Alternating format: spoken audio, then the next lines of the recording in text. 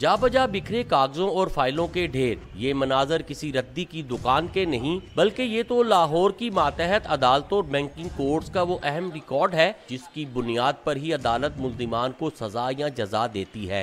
Record room की मखदूस सूरत हाल पर साइलीन में तशवीश की लहर दौड़ गई है। रिकॉर्ड को महफूज बनाने के लिए कंप्यूटराइज सिस्टम आ गया, तो इसको सारे रिकॉर्ड को कंप्यूटर से करना चाहिए हमें। तो 2 महीने हो गए मैं अपना रिकॉर्ड ढूंढ रहा हूँ, वो मुझे मिल नहीं रहा। अगर मिल जाए तो मेरा मसला हल हो जाए। कानून के रखवाले कहते हैं जब रिकॉर्ड मुस्तनद नहीं तो किसी भी मुल्जिम को इसके किए की सजा नहीं दी जा सकती।